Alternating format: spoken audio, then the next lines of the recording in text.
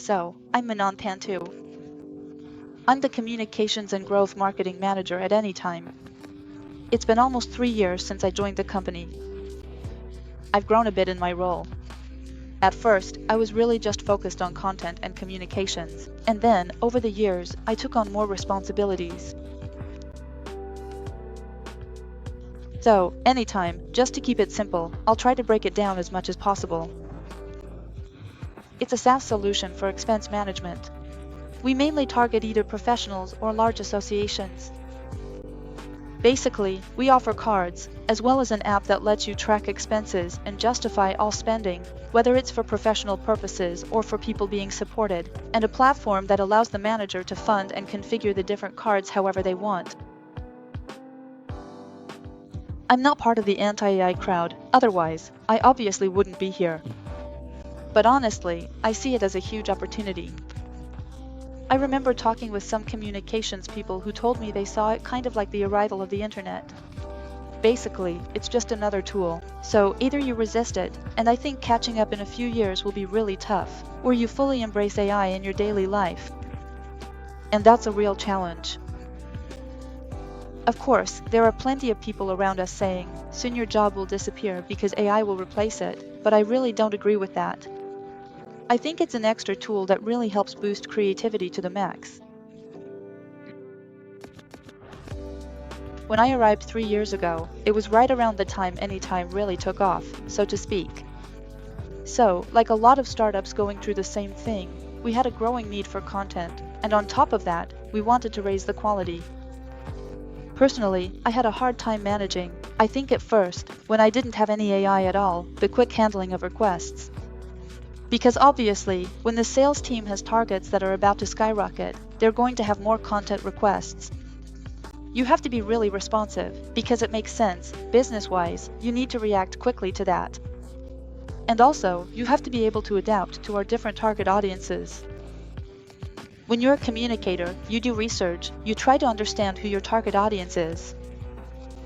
You can get there quickly, sure, but when your target audience multiplies, not infinitely, but when you go from one typical persona to 10 different personas, it gets a bit more complicated to find the right sources and understand their issues. So, I think those were mainly the difficulties I faced at that time. I think there was a lot of back and forth just to clarify the request.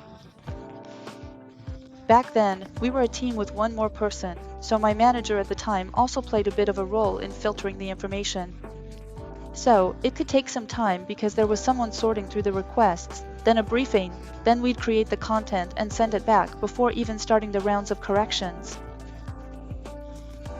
So, I might not be exact, but it could take us up to 2 weeks to deliver a fully finalized piece of content for them. Now, we're going to take much less time, I think. I think it was Carol, my manager, who discovered it at first. She was approached by them. I don't really remember exactly how it happened, but both of us are pretty curious about AI. In fact, we have the same approach. We're not at all against it. Personally, I was convinced we needed an AI solution because our workload was going to increase no matter what. We couldn't do anything without new hires, which obviously weren't planned in the short term. I find the platform to be super intuitive. I could bring a bit more of a geeky side, a bit more curiosity, deep prompting, and so on. So, I had an easy approach to it. Whereas Carol might have been less comfortable with it, she needed a platform that was intuitive, that she could use just like I did, without having to know much about AI or prompting. I think it's a good middle ground, if I can put it that way. It's a super intuitive platform, and at the same time, you can still push the machine a bit further. It's quite varied.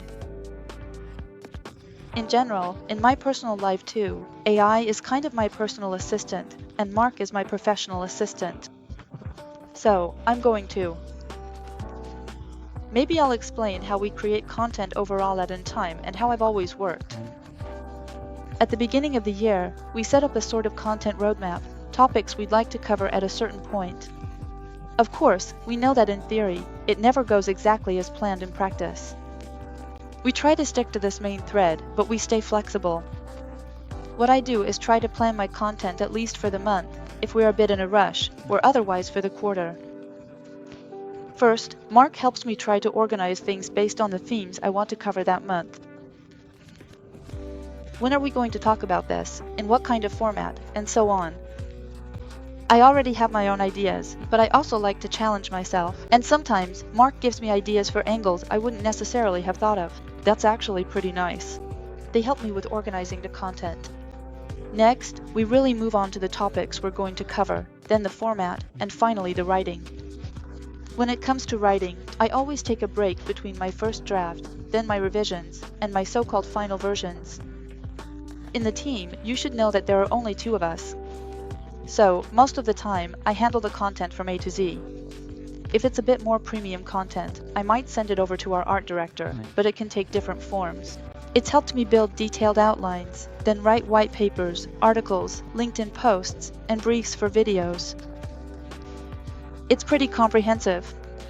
For me, it helps with a lot of things, and I know other team members also use it to make presentations, value propositions, and email responses to prospects. It's pretty broad, so I don't have an overall picture. I've always worked pretty fast, so honestly, I'm a really bad example. But I couldn't really speak to speed, but I think I could talk about the amount of time available for reflection. Actually, where I can put out a white paper in a week, it lets me say, okay, well maybe the effort I put into producing a white paper in a week, I could do that 3 or 4 times in the first quarter. Whereas before, it would have taken a lot of energy, a lot of research time, a lot of interviews. Now, it compresses the whole organizational part for me, actually, I think. Yes. So for briefs, very specifically, I mostly use it for videos, because I work with an art director.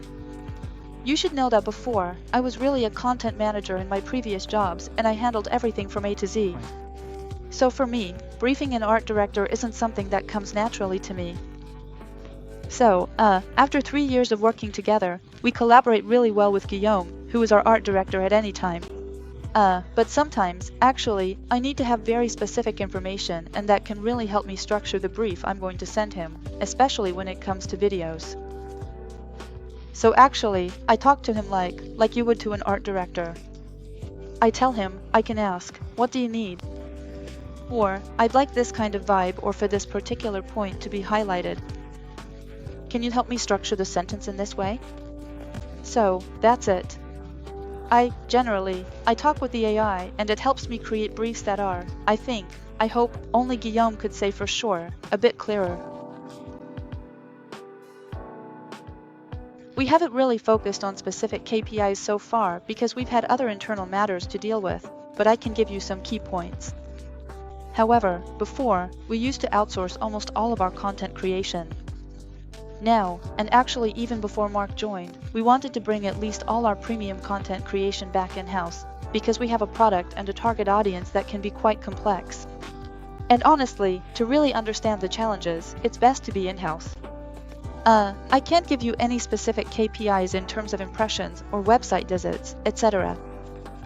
But I can tell you that we brought Mark on board, and that wasn't so long ago. I think it was a little less than a year ago, if I'm not mistaken. That's right, yeah. Almost a year, yeah. I launched 3 specific nurturing campaigns, something that didn't really exist or was only sporadic at any time. I pretty much managed all the content creation by myself. We're still putting out 5 LinkedIn posts a week. So, I was able to keep up that pace while taking on other responsibilities, which I wouldn't have been able to do under normal circumstances without Mark. I created dozens of articles. I made at least 5 or 6 white papers on very specialized, very specific topics. So yeah, I don't know if that gives you a bit of a... Absolutely. Some key figures, but there you go. Actually, there comes a point where SEO really requires you to be very consistent in publishing articles, or at least to have some solid articles with, videos, quotes, things like that. Anyway, I won't get into the details of SEO, but it's still very demanding, and it's great to go through an agency. But on the other hand, sometimes there are subtleties that are a bit complicated to outsource, actually. If you're not involved daily in product thinking, facing the client, and dealing with sales feedback, you can't really achieve the same quality as you would internally, I think. Somewhere in between. So first, we handled the whole blog sharing part.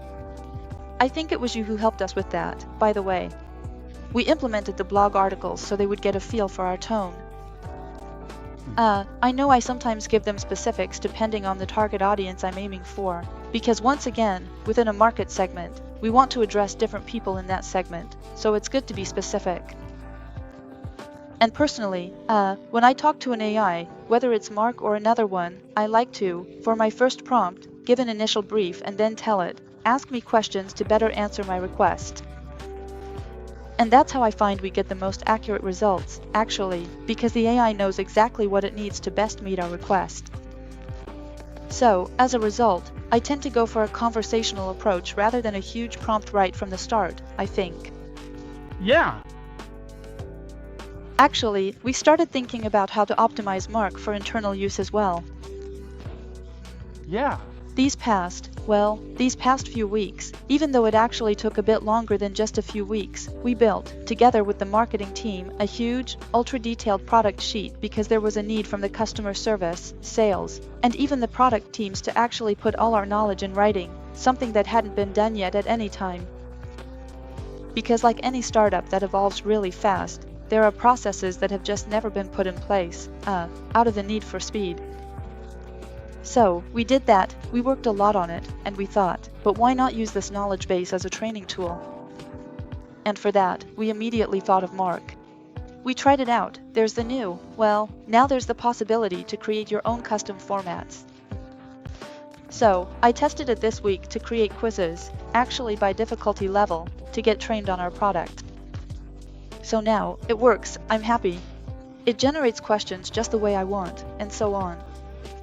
For now, it's not the right timing internally for us, but I'd like to either make it a training bot for new hires or even for people already here, or maybe some kind of interactive quiz that would allow, say, a CSM, if their client has a very specific question, they could ask Mark and get the right answer back. So, from a UX point of view, I find it super pleasant. There's really nothing to complain about there. I did end up in a little loop with Mark because I had several overlapping requests, and I think I wasn't clear enough in what I was asking. I wanted questions. That, he understood perfectly. Questions with multiple possible answers about my product sheet, but actually, he was coming up with questions more about values, which makes sense, because usually with Mark, we mostly talk about content. But this time, I really wanted very technical, functional questions, and so on. So, I had to give several examples to get my point across. The AI Studio really understood my request, the format I wanted, and it was mostly with the examples of questions that we had a bit of back and forth, but I managed, and I think it took me less than an hour. I challenged it with some slightly more technical questions, and once we had the right examples, everything went smoothly without any issues. Honestly, I'm convinced by the Mark solution. I'd say, go for it. Whether you're a small team and need to produce a lot of content, it will honestly save you and allow you to create that content. If you're a larger team, I think it also helps to challenge some of the habits we have, because when you're in a big team, you tend to stick to your routines a bit and not necessarily question all your content, even though it could be super interesting. And it also lets you recycle content you've already put out. Because sometimes, the effort is just about reinventing formats that already exist. And Mark lets you do that in an intuitive way, without that kind of. It's always tough when you put a lot of time into something, like you've created your baby, and then you have to go back and challenge it again. It's always really hard. Mark makes it a bit easier to do that, a bit more digestible. Same thing, if you want to do employee advocacy, it's my dream to set up a real employee advocacy strategy in a company. Honestly, it would give everyone the tools to have the right arguments, and make sure no one makes mistakes when it comes to the product or the company values. I'm a very good ambassador, but I think it's a really good idea to implement Mark in any marketing department. And it would be silly, honestly, to miss the shift to AI at this point.